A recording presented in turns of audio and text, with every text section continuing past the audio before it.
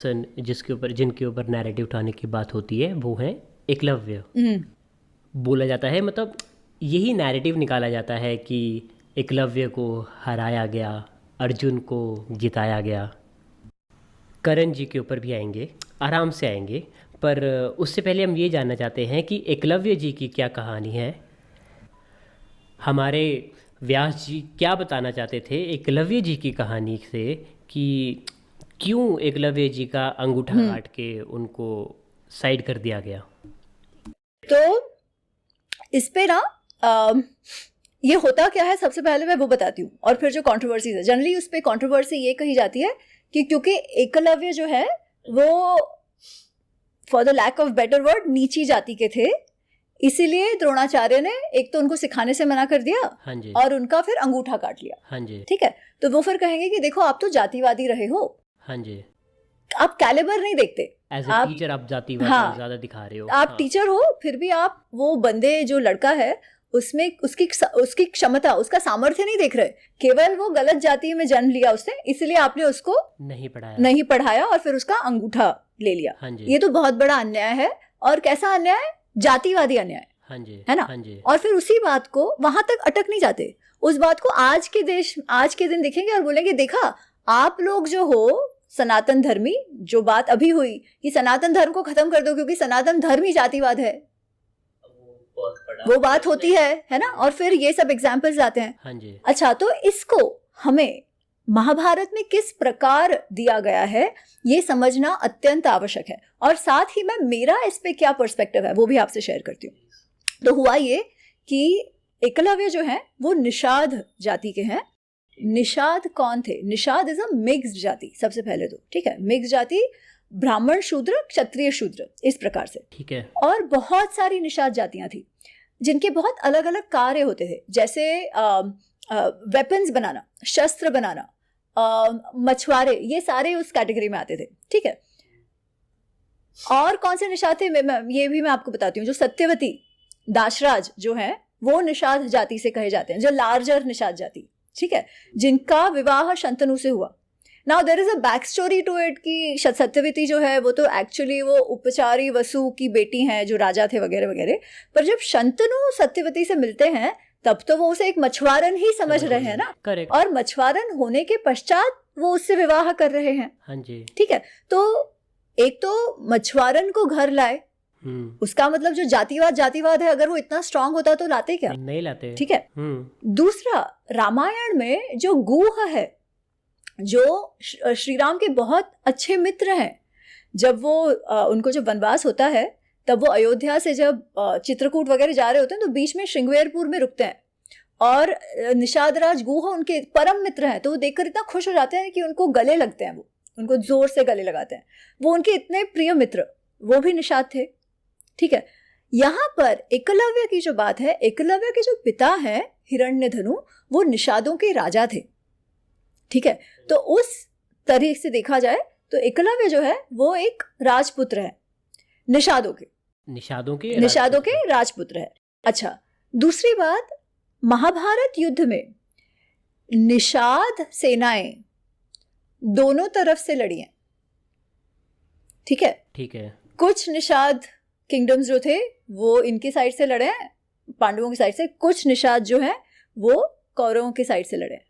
अगर उनको कभी सिखाया ही नहीं जाता तो वो वॉरियर्स बने कैसे? उसका मतलब सिखाते तो थे। Correct, right, to the extent कि एकलव्य जो है वो जब उसके पिताजी गुजर जाते हैं उसके बाद राजा बनता है, तो युधिष्ठिर का जो राजसूय यज्ञ है उसमें भी एकलव्य गिफ्ट्स के साथ आए हैं, उनको बुलाया गया है अतिथि के तौर पर। आफ्टर द महाभारत का वॉर नहीं, जब वो इंद्रप्रस्थ उनको बोला तब राजसूय यज्ञ जो हुआ था तो युधिष्ठिर का, एकलव्य को बुलाया गया। हाँ, बाकी राजाओं के साथ, क्योंकि तब तक एकलव्य भी राजा बन चुके थे। अच्छा, वो अपने राज्य काल में उस समय राजा बन चुके थे। अच्छा, ठीक है, उनको बुलाया गया था राजसूय यज्ञ में। कौन सा पार्ट ऑफ इंडिया अगर उसको ज्योग्राफिकली देखें तो एकलव्य कहाँ पे? आई कांट एग्जैक्टली से, बट मोस्टली राजस्थान, गुजरात, मध्य प्रदेश के बेल्ट एरिया से है। ठीक है, उस तरफ से। ठीक है। ठीक है। तो वहां पे निषादों के राज्य होते थे, बट भारत में बहुत सारे निषादों के राज्य अलग अलग जगहों पे होते थे। यूजुअली वो लोग फॉरेस्ट, जंगलों, वनों में रहते थे, हाँ जी, समुद्र के पास रहते थे। जो किरात, ये निषाद, वो सब अलग अलग जातियों के होते थे, अलग अलग ट्राइब्स जैसे भी आप कह सकते हो। हाँ जी, ठीक है, जैसे मैंने कहा निषाद इज अ मिक्स जाति। ठीक है, तो ऐसे, और उनके वेपन मेकिंग, हंटिंग, मछुआरे, ये सारे उनके अलग अलग प्रोफेशंस होते थे, और वो लोग बहुत अच्छे लड़वैया भी होते थे। ठीक है, ठीक है। अच्छा, अब एकलव्य की मृत्यु कैसे हुई पता है? एकलव्य की मृत्यु होती है श्री कृष्ण के हाथों। अच्छा, कैसे? जब जरासंध को मारा जाता है, भीम जरासंध को मारता है, जरासंध थे बिहार जो के मगध के थे राजा, अच्छा, जो बहुत ही शक्तिशाली थे। करेक्ट। तो कृष्ण, जब युधिष्ठिर कृष्ण से पूछते हैं कि मैं राजसूय यज्ञ करूं या ना करूं, इंद्रप्रस्थ स्थापित होने के बाद, अभी इंद्रप्रस्थ स्थापित हाँ, हो चुका है, और सब उनको कह रहे हैं कि आप राजसूय यज्ञ करो, आप चक्रवर्ती राजा बन जाओ। ठीक है, सभी राजा आपको टैक्स दे, आपको कर दे, वैसा आप चक्रवर्ती राजा बन जाओ।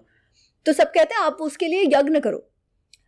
पर कृष्ण कहते हैं कि जब तक जरासंध जीवित है, जरासंध सबसे शक्तिशाली राजा है उस समय का। उस समय दुर्योधन ही थे, तो दुर्योधन भी है, बट उससे भी महाशक्तिशाली जरासंध है, और सभी लोग जरासंध के साथ हैं। जो शिशुपाल वगैरह वगैरह बहुत सारे राजा जो है, वो या तो डर के मारे या तो उनके प्रेम के कारण उनके साथ है। तो कृष्ण कहते हैं कि आपको जरासंध को रास्ते से हटाना पड़ेगा। अब उसके साथ युद्ध करना तो नामुमकिन था। ये तो कृष्ण जानते थे ना, मथुरा पर 18 बार आक्रमण किया था उसने, तभी तो जाके कृष्ण द्वारका चले गए थे। ओके, तो ये वही जरासंध है। तो उन्होंने कहा कि तुम्हें इसको तो मारना होगा, पहले इसको रास्ते से हटाना होगा, तभी राजसूय यज्ञ कर पाओगे। हाँ जी, तो फिर भीम और जरासंध का युद्ध होता है, और जरासंध की मृत्यु होती है। तो उस समय जो राजा जरासंध के फेवर में थे, वो सब, शाल्व करके उनके एक मित्र थे, ठीक है, वो सब बहुत ही ज्यादा गुस्सा हो जाते हैं, और वो लोग द्वारका पर आक्रमण करते हैं। अच्छा, उस अलायंस में जो जरासंध के मित्र थे, उसमें एकलव्य भी एक है। ओके, ओके, ओके, जो जरासंध के साथ में थे। अच्छा, मैंने यहाँ पे एक और चीज़ सुनी है, सॉरी हाँ। कट कर रहा हूँ, कि जो एकलव्य के पिता थे वो जरासंध के कमांडर इन चीफ थे। वो उनसे अलाइंड थे, फॉर श्योर अलाइंड थे। राजा अलग थे, उनका अपना एक था, पर वो उनके अलाइंड थे। हाँ, ठीक है, वो उनसे अलाइन थे। जरासंध की मृत्यु हो गई है, द्वारका के ऊपर सभी अलायंस ने मिलके अटैक कर दिया है। Okay, as a alliance, as a raja kingdom, कि भाई तुमने हमारे मित्र को मारा, हाँ जी, तो हम आप पे अटैक करेंगे। और तब जो कृष्ण है वो एकलव्य को मारते हैं। और ये कब हुआ? दिस वाज हैपनिंग जब हस्तिनापुर में जब वो द्यूत क्रीड़ा चल रही थी ना, तब कृष्ण जो थे वो उस वॉर में बिजी थे, जो शाल्व और उनके मित्रों ने अटैक किया था। श्री कृष्ण कहाँ पे थे? द्वारका में। अच्छा, वो शाल्व और एकलव्य और उनके साथ उनका युद्ध चल रहा था। अच्छा, उस समय। ठीक है, ठीक है, राजसूय यज्ञ हो चुका है उसके बाद। अच्छा, क्योंकि इन्होंने कहा कि अरे कृष्ण है, इन्होंने जरासंध को मारा, तो दे अटैक्ड हिम। ठीक है, उस युद्ध में कृष्ण ने एकलव्य को मारा। उसका अर्थ एकलव्य उस समय भी एक अच्छा योद्धा तो था। हाँ, ठीक है, अब मैं ये क्यों बैकग्राउंड दे रही हूँ? ये बैकग्राउंड समझना आवश्यक है, क्योंकि एकलव्य को कोई भी परिस्थिति में अरे ये तो नीची जाति का है, इस तरीके से महाभारत में नहीं देखा गया। नहीं तो फिर अगर ऐसी बात होती तो जरासंध क्यों अलाइन करता उनके साथ? करेक्ट, इतने सारे निषाद सेनाएं दोनों तरफ क्यों लड़ती, है ना? अब इस प्रसंग पे आते हैं, जो एकलव्य वाला प्रसंग। हाँ जब जी। वो बच्चा था, जब युवा था और वो सीखने आया था, तो उसमें ये है कि जब द्रोणाचार्य पांडवों कौरवों को सिखाने लगे, तब बहुत सारे और राजकुमार उनके पास सीखने आए। राजकुमार क्या, और भी जो उनके मित्र थे, जैसे कर्ण है, कर्ण के पिता जो अधिरथ थे, अधिरथ जिन्होंने पाला पोसा, वो धृतराष्ट्र के बहुत अच्छे मित्र थे। तो कर्ण भी उनके पास सीखने आया था, वो भी उनका स्टूडेंट था। अब इस बारे में हम और डिस्कस करेंगे, पर वो भी उनका स्टूडेंट था। तो द्रोणाचार्य के पास हिरण्यधनु एकलव्य को लेकर आए। अच्छा, वो खुद नहीं है एकलव्य, जो कुत्ते के वो हाँ, पर सबसे पहले उनके पिताजी जो है, वो जो अच्छा। राजा थे, वो एकलव्य को द्रोणाचार्य के पास लेकर आते हैं। अच्छा, क्योंकि बहुत सारे राजकुमार उनके पास सीख रहे होते हैं, पांडव और कौरवों के अलावा। ठीक है, तो उनको ऐसा है कि मेरा पुत्र जो है वो भी द्रोणाचार्य से सीखे। अच्छा, तो उसमें हमें जो स्टेटमेंट, जो सेंटेंस मिलता है महाभारत में, वो ये है कि तान अनविक्ष्य, द्रोणाचार्य ने अपने स्टूडेंट्स को देखा जिनको वो सिखा रहे थे, उनकी ओर देखकर उन्होंने कहा कि अरे मैं एकलव्य को नहीं पढ़ाऊंगा। ठीक है, उन्होंने केवल, तो हमको केवल इतना मिलता है महाभारत में। अच्छा, अब उन्होंने एकलव्य को क्यों नहीं पढ़ाया? क्या उसके जाति के कारण नहीं पढ़ाया, या फिर क्योंकि वो जो निषाद जो थे वो भले राजा का पुत्र था, उनकी लाइफस्टाइल ये राजाओं से अलग रही होगी, है ना? कोई भी कारण सर, कुछ कुछ कहते हैं क्योंकि वो जरासंध से अलाइन थे इसलिए नहीं पढ़ाया, व्हाटएवर बी द रीजन, पर क्या केवल जाति के कारण नहीं पढ़ाया? क्योंकि ऐसा होता तो वो कर्ण को क्यों पढ़ा रहे थे, वो युयुत्सु को क्यों पढ़ा रहे थे? वो सारे ही मिक्स, हाँ मतलब वो कर्ण की बात हो रही है, नहीं प्रॉपर शस्त्र आयुध एजुकेशन की बात हो रही है। कर्ण उनका स्टूडेंट था, सब साथ में पढ़ रहा था, हाँ अर्जुन और सब लोग साथ पढ़ रहे थे, और मैं कर्ण के बारे में आपको डिटेल में बताऊंगी। हाँ, तो ये सबको वो पढ़ा रहे थे, ठीक है। तो कोई भी कारण सर, हमको बहुत क्लियरली ये नहीं है कि उसकी जाति के कारण नहीं पढ़ा, और अगर जाति के कारण सपोज एकलव्य को द्रोणाचार्य ने नहीं पढ़ाया, पर बाकी लोग तो पढ़ ही रहे थे ना। जैसे मैंने कहा, वो राजा था, राजसूय यज्ञ में उनको बुलाया गया, शांतनु ने एक नैषादी जो दाशराज की पुत्री से विवाह किया, जरासंघ के साइड इतने सारे निषाद थे, निषादों ने भाग लिया युद्ध में, तो ऐसा तो था नहीं ना कि द्रोणाचार्य के अलावा कोई उसे सिखाने ही वाला नहीं था। हाँ जी, राइट, कितने ही गुरु थे, आप किसी के भी पास जाके सीखो, और सीख तो आप रहे थे, नहीं तो आपको आया कैसे ये सब? ठीक है, और केवल आपको नहीं, बहुत सारे निषादों को आया। Correct, right. तो इनके कोई अलग से गुरु थे? सबके रहे होंगे ना, एकलव्य के छोड़ो। हाँ जी, क्योंकि बाकी सबको कैसे आया? ठीक है, मतलब वॉरियर्स तो वो लोग थे, ठीक है, कोई ने उनको अशस्त्र एजुकेशन से वंचित नहीं किया था, पर कोई तो कारण सर, और जाति के कारण ये कुछ क्लियरली महाभारत में नहीं दिया हुआ। उन्होंने अपने स्टूडेंट्स को देखा, उनको लगा कि इनके साथ ये मैच नहीं होगा, ठीक है, इसलिए उन्होंने मना किया। अच्छा, अब आज के दिन भी क्या स्कूल्स डिसाइड नहीं करती उनको किसको एडमिशन देना और नहीं देना है? होता है, टेस्ट होते हैं, टेस्ट होते हैं, उसके बाद भी कोई भी कारण दिए बिना वो कह देते हैं कि नहीं, इनको हम नहीं पढ़ाएंगे, आपके बच्चे को हम एडमिशन नहीं देंगे, है ना? तो फिर क्या द्रोणाचार्य का प्रेरोगेटिव नहीं था? क्या उनका अधिकार नहीं था ये डिसाइड करना किसको पढ़ाए और किसको ना पढ़ाए?